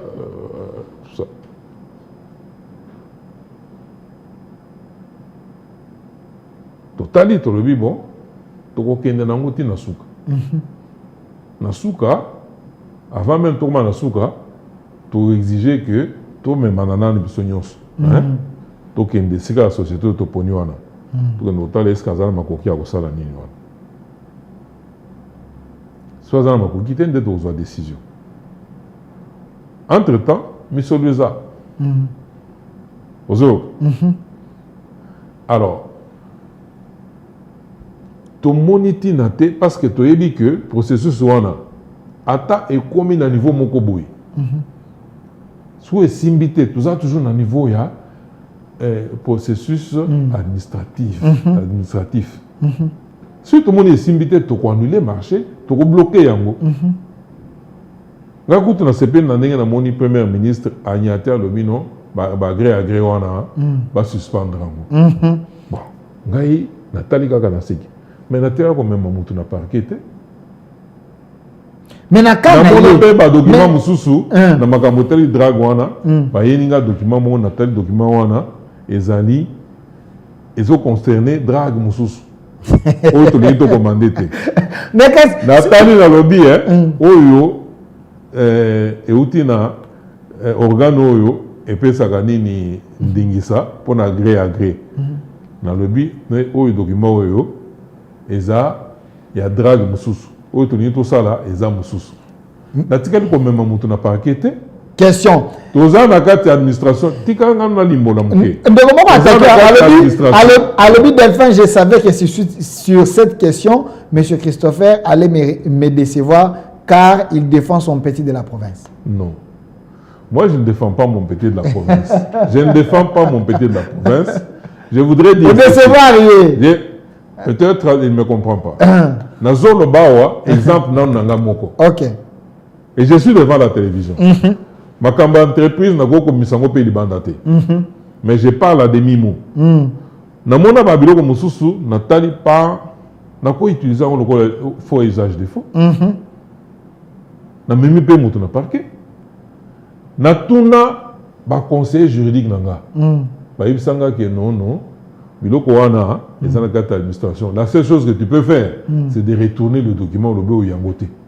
Pour que nous le malam.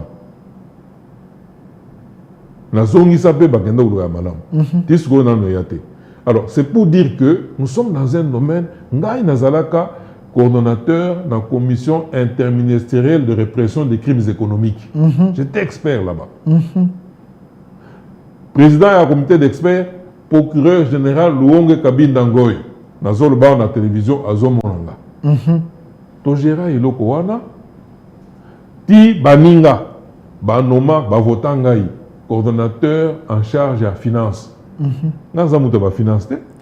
C'était tout simplement parce que vous êtes crédible. Crédible. Tout ça, on a ndenge to longo to tikala na eloko atambo côté. Une autre question.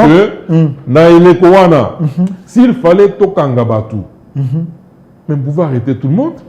Une autre question, c'est il y a faux. des choses, batu va commettre des erreurs, des autres ça va on en zela et puis. Une autre question, c'est faux, Monsieur Christopher Ngoy, car Moutamba a déjà consommé l'infraction en donnant l'argent à une entreprise qui n'a pas de travailleurs.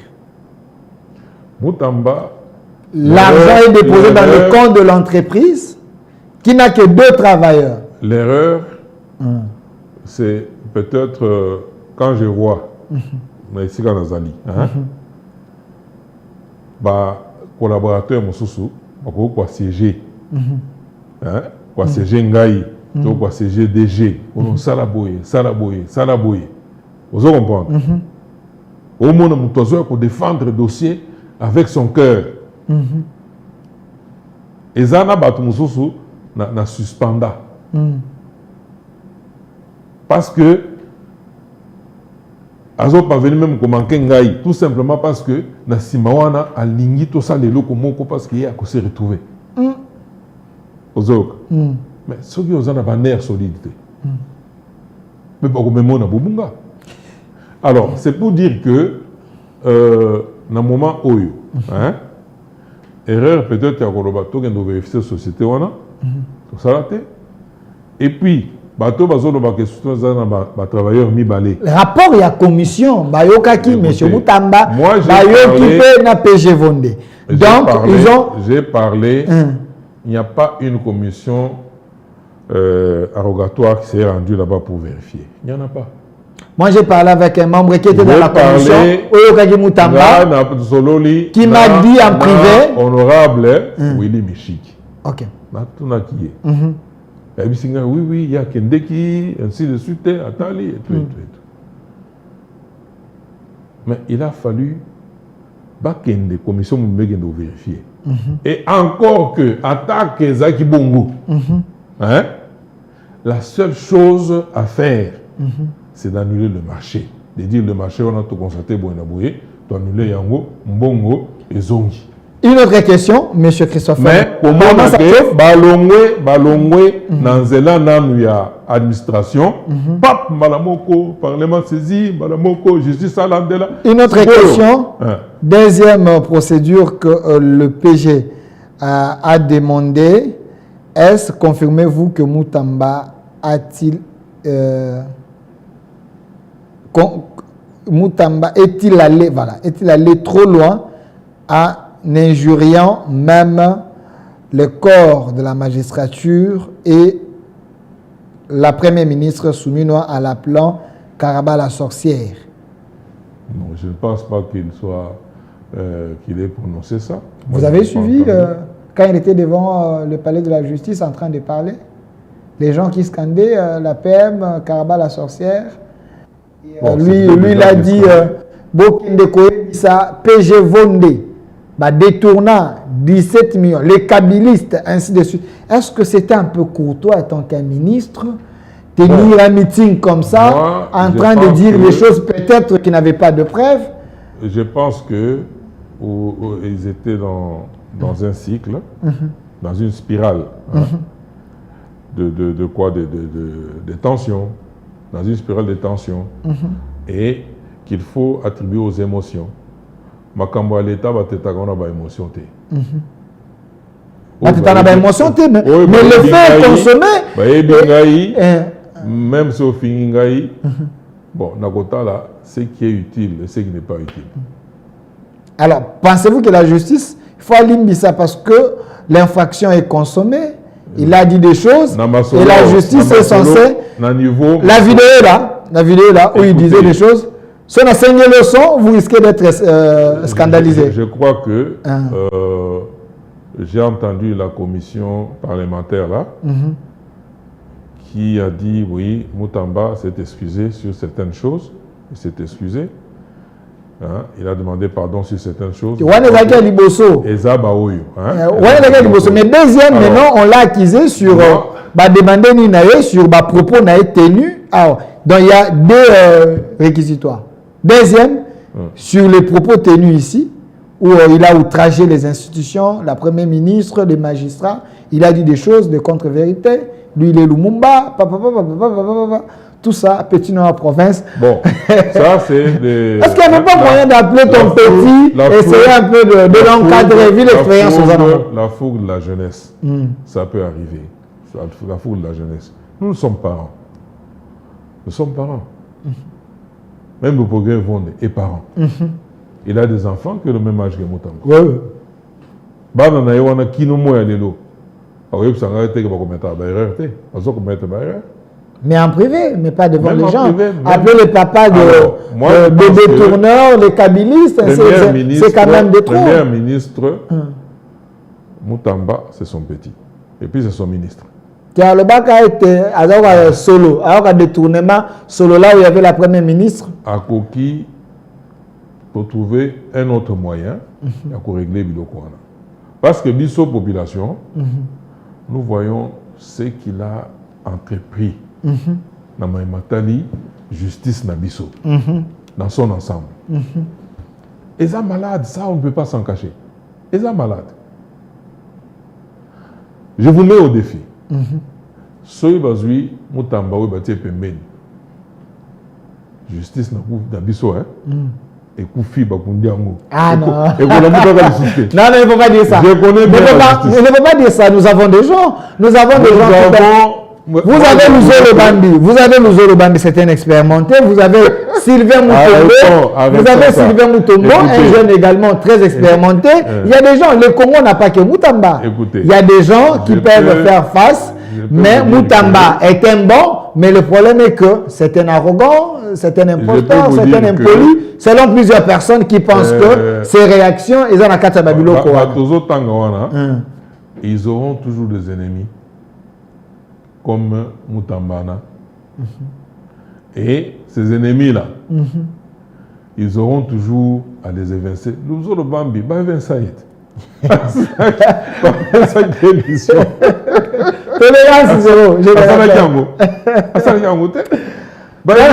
Merci Madame Boka. Mon petit Sylvain Mutombo. Je connais son courage. Très intelligent. Je connais son courage. Pourquoi on n'utilise pas Sylvain Mutombo? Il est intelligent. Je connais son courage. Mais il aura des ennemis. Parce que justice Nabiso Nengezawana, c'est un maillon d'un système, de tout un système. Moi, je suis un jour avec Joseph Olengankoy. Ah, ça oui. Il a été cité dans Marambo M23 il semble. Voilà. Qui devait me recruter pour le compte de Kabila? Qui devrait, qui était chargé de me recruter pour le compte de Kabila. Dans ma solo Nabiso, il m'a expliqué ce qui est en train de se mettre en place. Ce qui fait que un de ces secrétaires généraux, par exemple, le secrétaire général Naye à l'époque, qui était un avocat, a commis procureur. Là, Bangona Bakabina, ça a mis en place la justice. Nathalie, le système. Alors, je ne pouvais pas. Et puis, moi, ce sont les éléments d'information. On a d'autres là que le système Kabila est encore en place. Et le président Félix n'a pas encore mis en place tout un système. Il travaille en s'appuyant sur certains éléments issus du système kabiliste. Je ne veux pas que vous puissiez désacraliser notre justice parce que nous avons les vieux Vondé, nous avons des données Kamouleta, les gens au Bazali Kobunde pour être justice qui est des Liboso. C'est vrai, il y a des failles. Mais il y a aussi les avancées. Ce sont des amis. Mais merci. Mais quand il s'agit, ils appellent un problème sur le bataille en tout cas, on ne comprend pas. Ah oui. Moi, je vous dis que j'étais avec le procureur Louon de Rabin Nangoy. Un soir, nous sommes à la commission interministérielle de répression des crimes économiques. Va décider qu'il fallait faire un coup, donner un coup, à l'importateur, parce qu'on est au foot de solidarité. Allez. C'était eux les membres de la commission qui étaient présidés par Gaëtan Kakoudi. Bavandi avec le procureur général de la République, le général Kifwa qui était de la police, responsable de ANR, et ainsi de suite. Va décider que Basselé Sopik. Sopik sont les Indo-Pakistanais.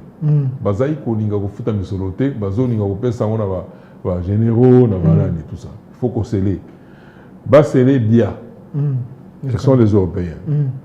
Même situation. Basselé à son frère. Même situation. Chez les Congolais, Basselé Kansebou, qui est vivant, qui est un ami à mon père, qui est un ami à mon père, parce que mon père est déjà mort. Tant que Bavandi Basololi, procureur Louongue a ABC Bangoboui. En tant que procureur, président, il y a un comité d'experts, il y a une commission interministérielle de représentation des équipes économiques.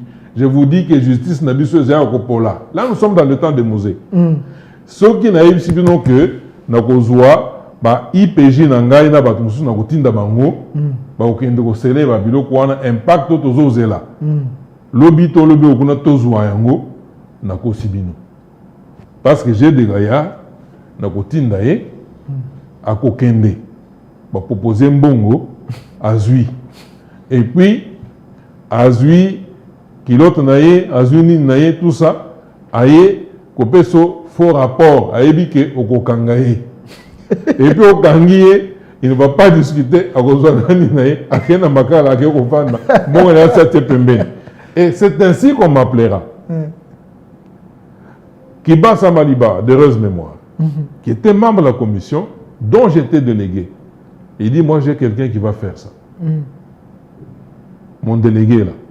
Benganga il a côté la salle, na côté ba ministre Bavandi, Bemba Saolona, qui était ministre de l'économie. Bavandi, Gaëtan Kakoudi, Banini, tout le monde est là, Kifwa, général colonel Alamba. Même tout ça, ça qui n'a qu'à la commission. Na côté ba Ibisinga, voilà monsieur, on nous dit que vous êtes capable d'exécuter une mission. Quelle mission? Ba Ibisinga. Et c'est à exécuter que ça ne transpire pas. Le Bina Tongo, la police sera là, l'ANER, au moins la Bangote, aux IPJ, c'est eux qui vont poser les actes, mais le chef de mission, c'est toi. Si tu ne le fais pas, tu n'accomplis pas ta mission, ne viens pas nous dire que ça va reposer sur toi. Tali, mais c'était terrible. J'ai dit qu'il y a un salam. Na Sambeli le matin, je suis au parquet de la République, INSS, immeuble INSS, au 3e étage, c'est là où s'est trouvé nos bureaux. Na quel mon progrès général de la République, il m'a donné ma document sur la mission. Na quitté, na kouti cortège de la police, c'est là où je faisais la connaissance de général Kassongo Kitenge Silvano, qui commandait la police. L'ordre d'exécution, c'est moi seul. Mais j'ai subi des pressions que tu ne peux pas imaginer. Je suis arrivé même, vous voyez un homme d'affaires, Ndakoyo et Tondimbongo, vous comptez tout ça. Foutambongo à l'État, à lui je ne peux pas payer autant d'argent à l'État, vous comptez vos abonnés, vous pouvez payer Mbongo. Vous pouvez payer par rapport au na bon délié. Na ABC, vous pouvez payer Bakissa et comme Ataboye, en termes de pourcentage, je peux demander que Tokende, Namutunayo, pour verser Yango, tout c'est l'été. Parce que dans c'est là, l'activité nous sont partout, même à l'intérieur du Kandam. Arrivé en tout cas, on a opé ça. Arrivé sur le mais partout, menaçanga. Tant on a zor bateau scellé, bateau, bazar la chaîne la manino. Baboyi ko exécuter. J'étais accompagné de la presse, il y avait la presse, toutes sortes de presse. Et j'ai même pris j'étais obligé moi-même dans la Sénat Bandoutia, de Bamoni Boy se gêner, Basalango en nous disant Toinio, ils me l'ont dit. Et c'est la plus battante que vous allez faire mon rapport. Batouana, Bamoni que c'était sérieux, le lendemain, Bango soit défilé au nous versait un bon dans l'État, tout ça, Bango paiement échelonné, fouti. Merci. Merci, Mme Boga Christopher Ngo. 1h30, c'était peu pour vous. Regardez la caméra, Batba retenir la passage. Il y a autant de messages de Tikal. Batba retenir Boye. Dans le contexte de Tozali, bande aux Zanagoma Kuna, ce sont des criminels. Toko benga bango comme Moussoussé. Dans le moment où Tozali n'a pas de Zali, c'est le processus où est valable. Où les Congolais nyonso, si la copie ça m'a beaucoup à travers l'élection, des Tozana Yango, avec ses faiblesses, avec ses erreurs, mais tout qui est dans le souka. Moi, je pense que l'opportunité ou Monisami, ça peut apporter le bonheur. Ça peut apporter le bonheur pour tous les Congolais. C'est une opportunité à ne pas rater. Banzela Mousso, Batozoya Nango, et ça, ils ont mis ça dans le ciment.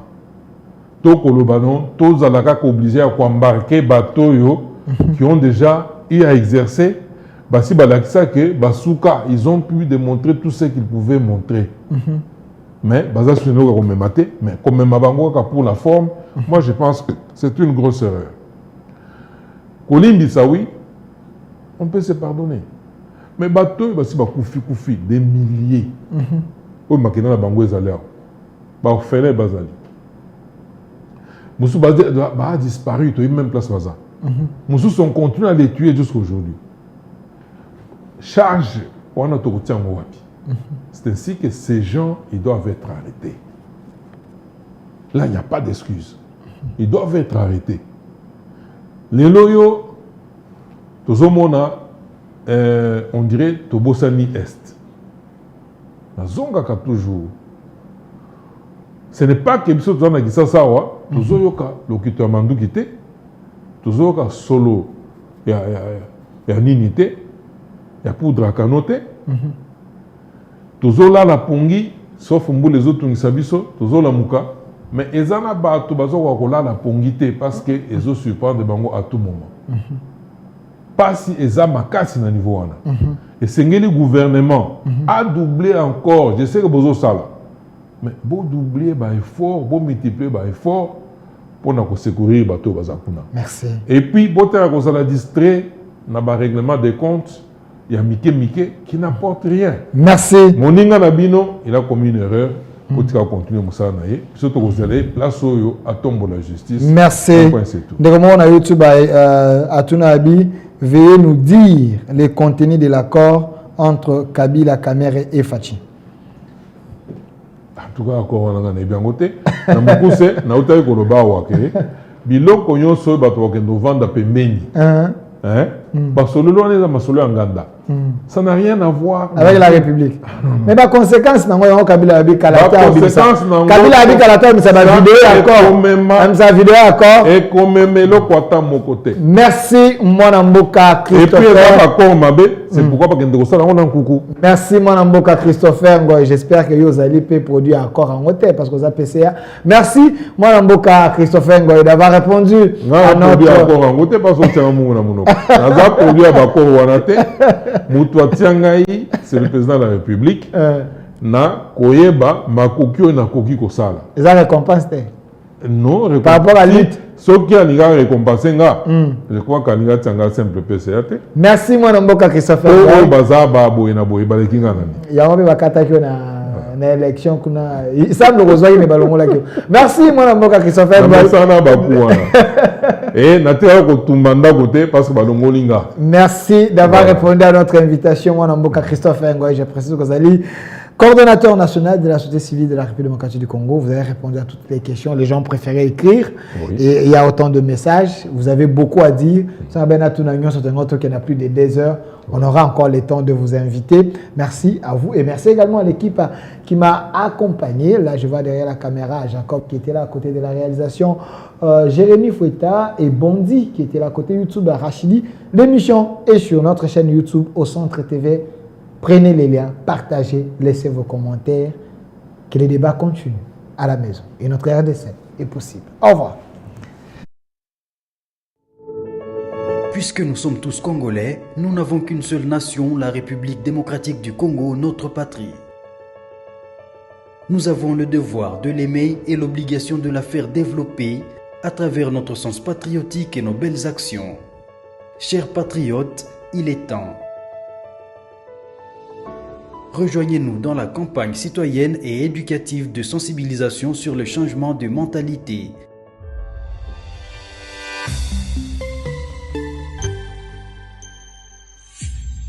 Zala, bon citoyen.